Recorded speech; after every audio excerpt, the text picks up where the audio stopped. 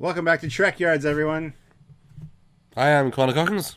And I am Captain Foley. And he gave me a cue there, so I used it. I had to think what I was doing there for a sec. Q. Come on, Samuel, add the effect. We'll give the sound effect at least. Good enough. Anyway, welcome back to another Captain and Commander's Q&A, Yes. where we address your questions Yes. while he's here, and I can punch him if he says something stupid.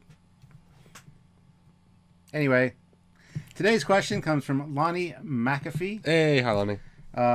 Is there any one thing you look forward to, anticipate, or fret about the most before planning out a new episode of Trekyards? Ooh, let's assume it means a Saturday release. The big one. Yeah, the big one. Okay, so he wants to know, look forward to or anticipate the most about before planning. Ooh, wow.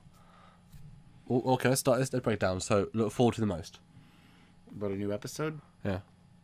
I always look forward to the opportunity to learn new things. Yeah. Because as much as we think we know, we actually don't know everything, and we actually each learn a lot during each episode. Yeah. So, and especially for me, when I have to sift through all of the reference materials and research materials that I do, there's a lot of stuff that I need to incorporate and meld together into a cohesive storytelling script that we have, our formula. Yeah. And I do add multiple things from multiple sources to make it very interesting and dynamic for you guys. So I always look forward to learning new bits of information and things like that. So what about you? I always look forward to reading scripts. Honestly, I'm always thinking, I'm doing other things while he's writing scripts. So I think, well, okay, then I got to sit down and do a day where I just read and just get to absorb and get to. And I love reading how he writes my voice.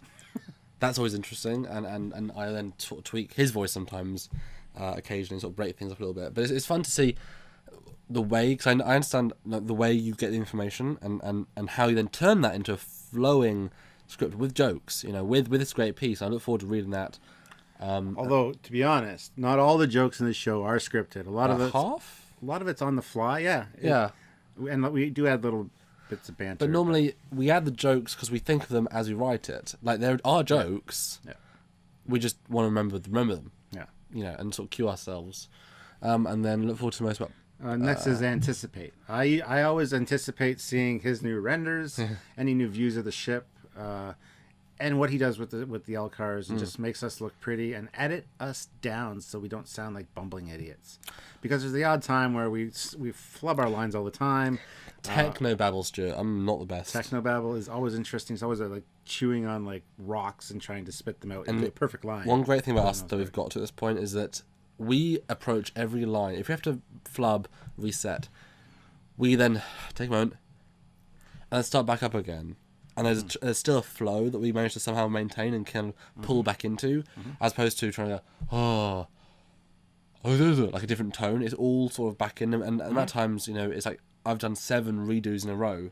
I just can't get it right, and yet I have the same bouncy back to the same tone every time, which is really difficult to do. But I think we've got into that. Anticipate for me, I kind of like. This is again before you make it. I like. So you've written the script. I've learned lots, but then occasionally there's things in your script I think that's not quite right. Very occasionally. There's one recently with a sizing thing. No, it was a CG model. It was a Katinga. It was in DS9. I was like, no, I talked to Doug literally like 2 weeks ago. He said it wasn't. So occasionally we have knowledge the other person doesn't have, which is useful. But then I then get to bring the 3D models from the show or the movies. That's a great bit I anticipate because I get to look at them, actually dissect them, and while I make the scale charts and things, I'm able to think about it in a new way and then write it into the script, which means you get something to look at fresh and say, and normally pull new either jokes or points off of, and give these ships, especially one-offs or two-offs or whatever, more meat on their bones, because you can extrapolate basic things from scale, from dimensionality, from there's more you can look at, and it's really, really fun to be able to do that. Obviously, then you've got to physically do the edit afterwards, and that's like a mind boggle of how much it takes time-wise. But it's fun to be able to dissect this. And Prometheus was amazing. I spent like 4 hours just dissecting the model, saying, well, they've got hatches there. You couldn't see them in the show. What are they? They must be this. Let's talk about this. Ask Rick. That's a lot of fun for me in the sort of prep. And the next part is fret about, so worry about. I always worry about how stupid we'll sound. I always worry about me getting a fact wrong or translating it from what I see to... Because sometimes minor dyslexia maybe. I get one or two things mixed around, and it always goes through a reread a few times. But there's oftentimes we read it, we even go through it once or twice, and we don't catch things until we're actually filming. Typhoon. Yeah, that was... Anyway. Well, that wasn't research, though. That was just a mission briefing. That's why. True. But yeah, good point. Yeah, I just don't like getting facts wrong. And sometimes I've noticed one or two when I watch the episode back. I'm like, oh, I did something wrong there or whatever. And, you guys usually point it out. And, we're human. We make mistakes. And we're also doing a lot of content.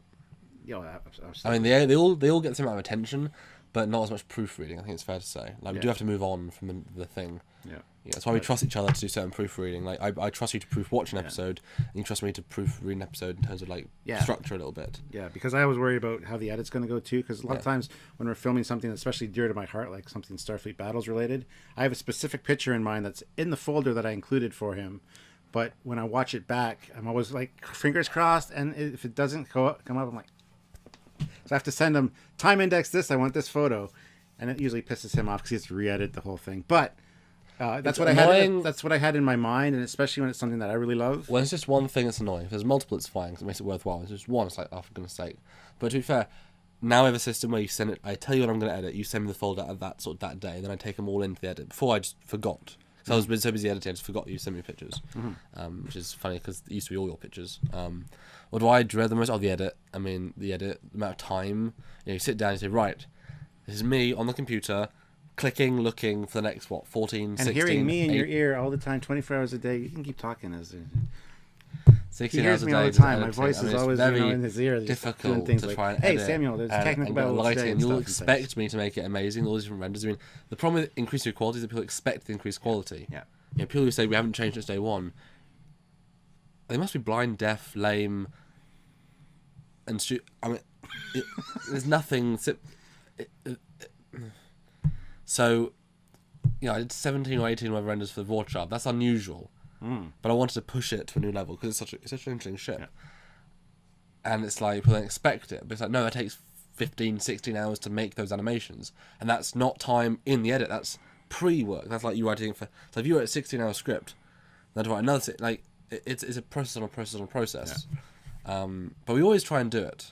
That's the important thing. We don't ever let the quality slide. It just takes time and thought, and we're lucky, honestly, with our lives how we make it work. But I definitely dread the amount of time. That said, when it's done, I know that this fortnight is now covered. Yeah, we usually have quite a buffer between. Yeah, we work hard. Yeah, but anyway, I think that covers that question. Thank you very much, Lenny. That was a great question. We love love answering stuff about our show. Absolutely, specifically. So, anyway, guys, please like this video, subscribe to the channel. If you want to support us on Patreon, which is the monthly YouTube service, or a one-time donation over at Trekyards.com, please do, because we do a lot of shows, as you guys know, and they all need support. So please do if you can. Thank you. All right, until next time, guys. I'm Captain Foley, and I am Connor Cockins. So tune in, and we'll see you later. Bye, guys. So now I'm worried about the next episode because we so many next episodes. God damn, what are we gonna do?